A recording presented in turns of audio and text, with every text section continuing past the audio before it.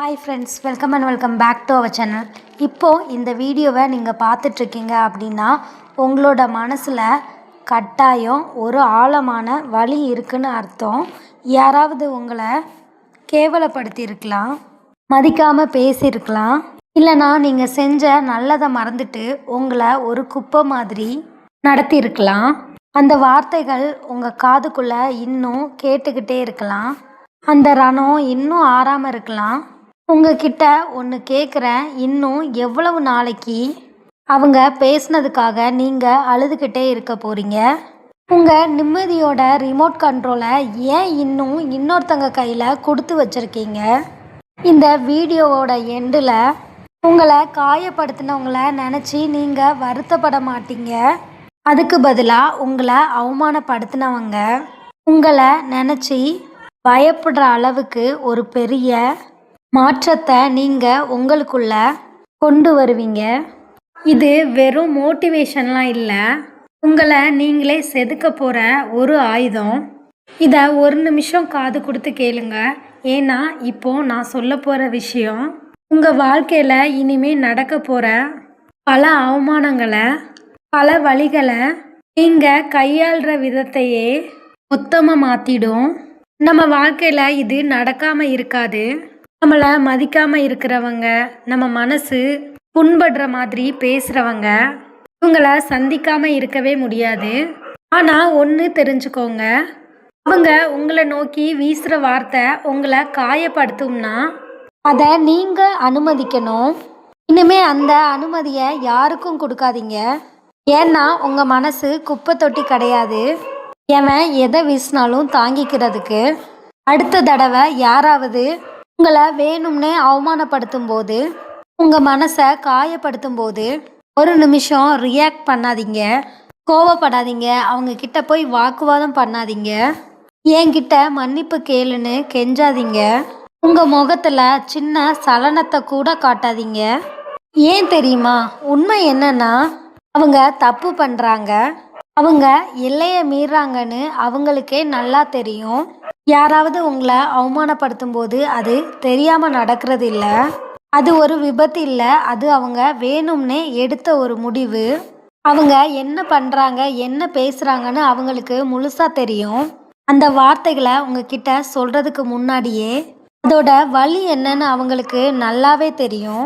இந்த வார்த்தையை சொல்லும்போது உங்களோட முகம் எப்படி மாறுதுன்னு அவங்க ஓரக்கண்ணால் கவனிச்சாங்க.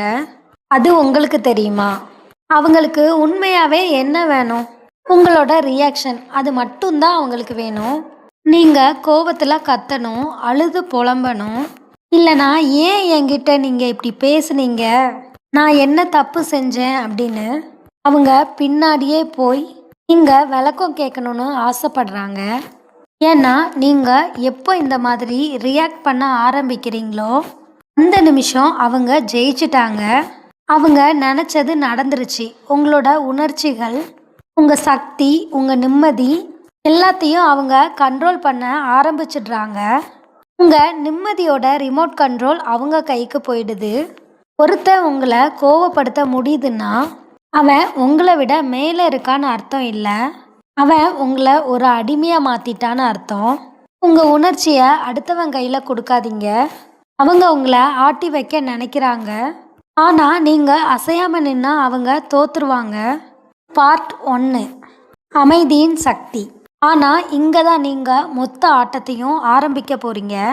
அது மட்டும் இல்லாமல் மொத்தத்தையும் மாற்ற போகிறீங்க. ஒரே ஒரு ஆயுதத்தை மட்டும் பயன்படுத்துங்க, அமைதி. சாதாரண அமைதி இல்லை, முழுமையான, அசைக்க முடியாத, அவங்களையே பயமுடுத்துகிற மாதிரி ஒரு கடினமான அமைதி. ஏன்னா இந்த உலகத்தில் அமைதியை விட பெரிய சக்தி எதுவுமே இல்லை. நீங்கள் அமைதியாக இருக்கும்போது அவங்களோட மனசுக்குள்ள 1000 கேள்வி ஓட ஆரம்பிக்கும்.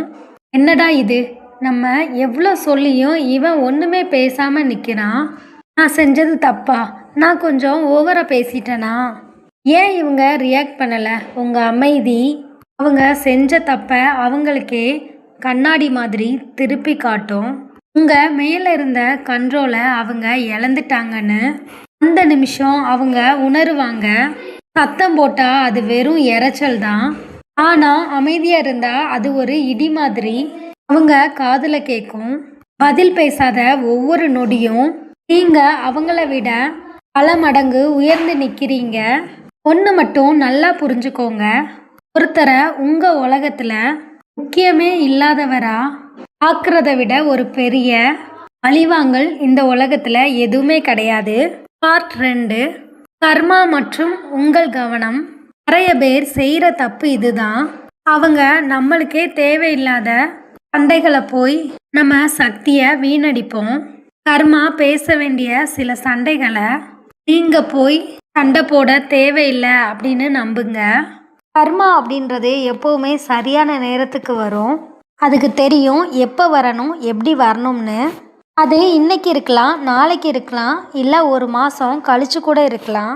ஆனால் ஒன்று மட்டும் நிச்சயம், மற்றவங்க மேலே சேத்த வாரி இறைக்கிறவங்க, அவதூறு பேசுகிறவங்க கடைசியில் அதே சேத்துல அவங்களே புதஞ்சு போயிடுவாங்க.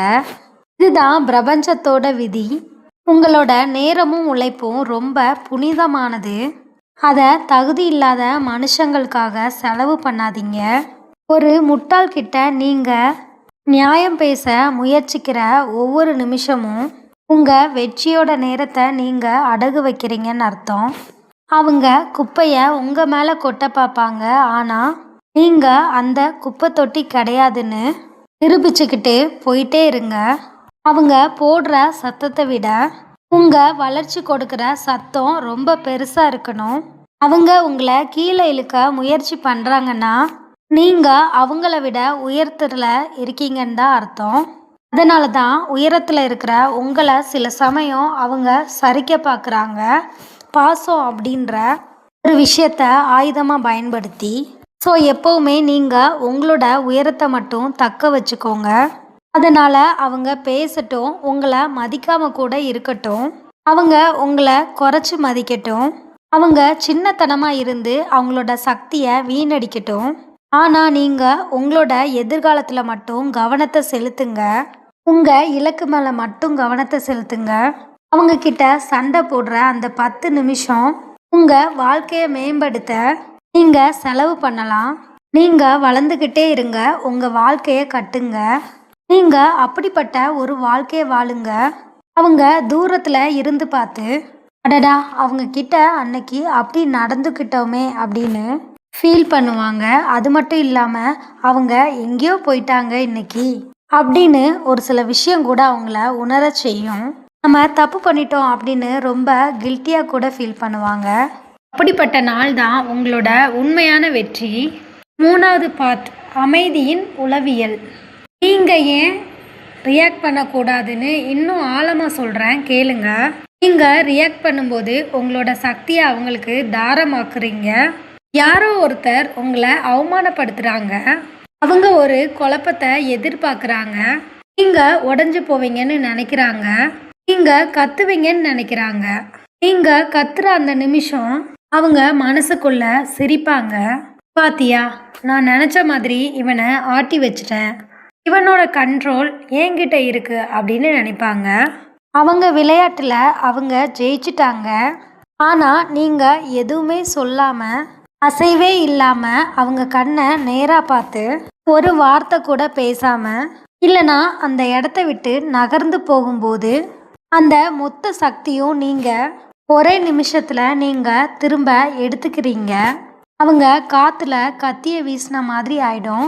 அமைதியாக இருக்கிறது பலவீனம் கிடையாது, அது உச்சக்கட்ட சுய கட்டுப்பாடு.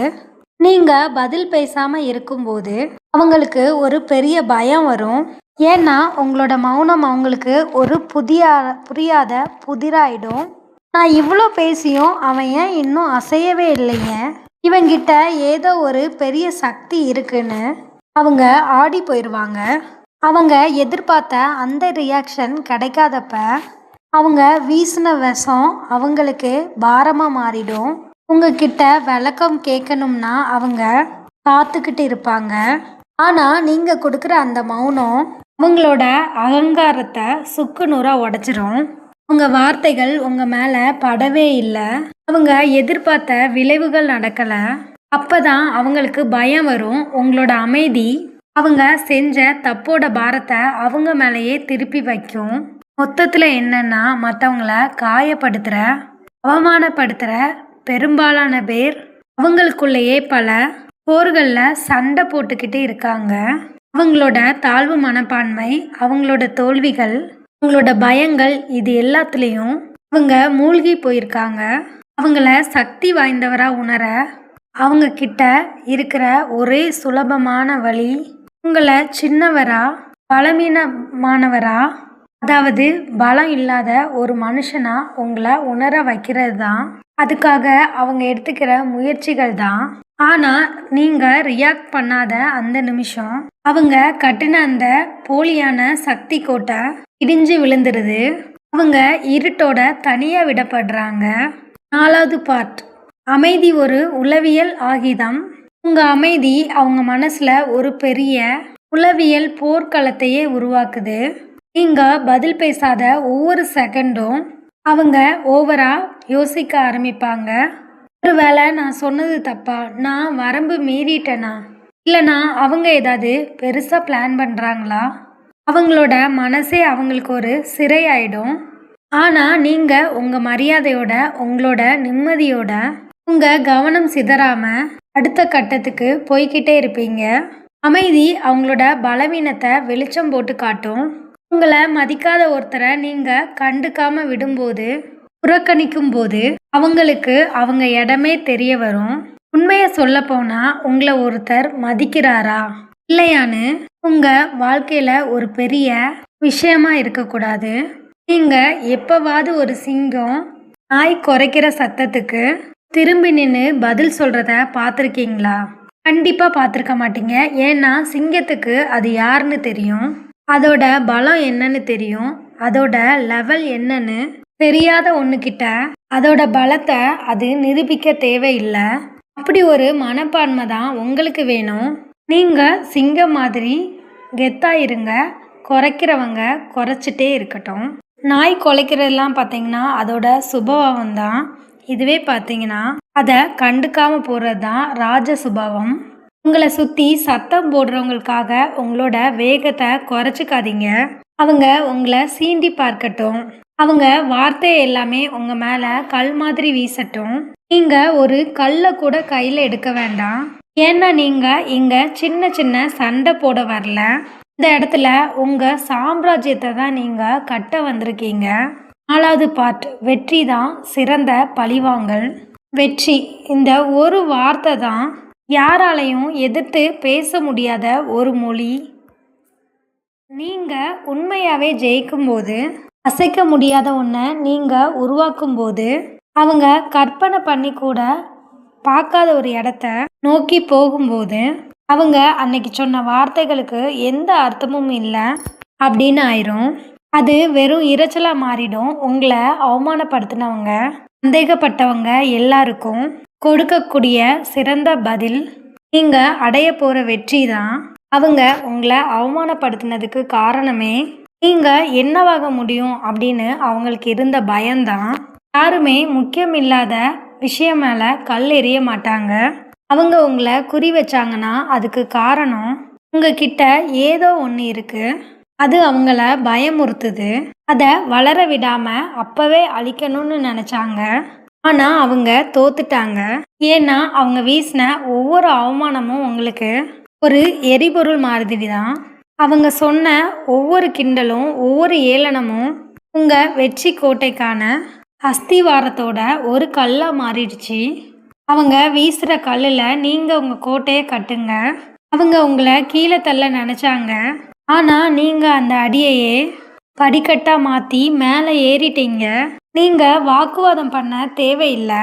நீங்கள் யாருக்கும் எதையும் நிரூபிக்க வேண்டிய தேவையில்லை. அவங்க வதந்தி பேசி உங்களை மதிக்காமல் உங்கள் நேரத்தை வீணடிக்கட்டும். நீங்கள் அமைதியாக உங்கள் வேலையை மட்டும் பாருங்கள். உங்கள் கோட்டையை கட்டுங்க, வார்த்தைகளால் இல்லை, உங்கள் செயலால், உங்கள் வெற்றியால் அவங்களுக்கு பதில் சொல்லுங்கள். அவங்க கனவுல கூட நினைக்காத ஒரு வாழ்க்கையை நீங்கள் வாழ்கிறத விட பெரிய பழிவாங்கல் எதுவுமே இல்லை. ஓகே, இப்போ இந்த வீடியோவோட எண்டுக்கு வந்துட்டோம். ஒரு நாள் அவங்க பார்ப்பாங்க, யாரை அவமானப்படுத்தினாங்களோ யாரை உடைக்க நினச்சாங்களோ அவங்க இன்னைக்கு தொடவே முடியாத உயரத்தில் இருக்காங்க அப்படின்றத உணர்வாங்க. அவங்க சின்ன சின்ன கேம்ஸ் விளையாடிட்டு இருந்தபோது நீங்கள் உங்கள் லெவலை ஏற்றிக்கிட்டு இருந்தீங்க. அவங்க உங்களை கீழே இழுக்க முயற்சி பண்ணும்போது நீங்கள் ஒரு சாம்ராஜ்யத்தையே கட்டிட்டு இருந்தீங்க. இப்போ அவங்க உட்காந்து வருத்தப்படட்டும், அன்னைக்கே அவங்க கிட்ட மரியாதையாக நடந்திருக்கலாம் அப்படின்னு யோசிக்கட்டும். உங்களை சந்தேகப்பட்ட அதே ஆளுங்க எனக்கு அப்போவே தெரியும் நீ ஜெயிப்ப அப்படின்னு சொல்லுவாங்க.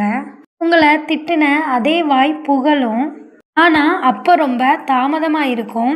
முன்னாடி போய்கிட்டே இருங்க, அமைதியாக வேலை செய்யுங்க. உங்களோட வேலை சத்தம் போடட்டும். அவங்க முன்னாடி போய் நீங்கள் நான் ஜெயிச்சிட்டேன்னு சொல்ல வேண்டிய அவசியம் இல்லை. நீங்கள் வாழ்கிற வாழ்க்கையே அவங்களுக்கு ஒரு பாடமாக இருக்கும். இருக்கணும். உங்களை காயப்படுத்தின ஒவ்வொரு வார்த்தைக்கும் பதில் சொல்லிட்டு இருந்தா நீங்கள் உங்கள் இலக்கை அடைய முடியாது. இந்த வார்த்தைகள் எல்லாம் ஒரு எனர்ஜியாக மாற்றி உங்கள் லட்சியத்தை நோக்கி ஓடுங்க. ஒரு நாள் உங்கள் வெற்றி மட்டும்தான் உங்களுக்கு தேவையான ஒரு பதிலாக இருக்கும். அதை அவங்க பார்த்துக்கிட்டு மட்டும் இருக்கிறத தவிர அவங்களால வேற எதுவும் செய்ய முடியாது. இதை ஞாபகத்தில் வச்சுக்கோங்க. இது உங்களோட வாழ்க்கை, அதோட ரிமோட் கண்ட்ரோல் உங்ககிட்ட மட்டும் இருக்கட்டும். எவன் எதை சொன்னாலும் உங்கள் பாதையில இருந்து ஒரு அடியை கூட பின்னாடி வைக்காதீங்க. அமைதியாக இருந்து ஆழமாக வேலையை செய்யுங்க. ஏன்னா உங்கள் அமைதி தான் உங்களோட கவசம், உங்கள் வெற்றி தான் உங்களோட ஆயுதம். இனிமே ஆட்டம் வேற மாதிரி தான் இருக்கும். ஸோ இந்த வீடியோ உங்களோட லைஃப்பில் ஏதாவது ஒரு இடத்துல உங்களுக்கு ஒரு சின்ன ஃபீலை கொடுத்துருக்கோன்னு நான் நம்புகிறேன். அது மட்டும் இல்லாமல் இந்த வீடியோ பல பேரோட லைஃப்பை சேஞ்ச் பண்ணுற அளவுக்கு ஒரு சில மோட்டிவேஷனாகவும் இல்லை உங்களுக்கு ஒரு ரிலாக்ஸேஷனாகவும் இருந்திருக்கும்னு நான் நம்புகிறேன். உங்களுக்கும் அதே ஃபீல் இருந்தால் நம்ம வீடியோவை பல பேருக்கு ஷேர் பண்ணுங்கள். அண்ட் நம்ம சேனலை ஃபஸ்ட் டைம் பார்க்குறீங்க அப்படின்னா மறக்காமல் சப்ஸ்கிரைப் பண்ணிக்கோங்க. அண்ட் பெல் ஐக்கானை கிளிக் பண்ணி ஆல் இன் சிம்பிளை ப்ரெஸ் பண்ணிக்கோங்க. அப்போ தான் நம்ம போடுற ஒவ்வொரு வீடியோஸும் உங்களுக்கு இமிடியேட்டாக ரீச் ஆகும். தேங்க்யூ. நீங்கள் உண்மையாகவே ஜெயிக்கும்.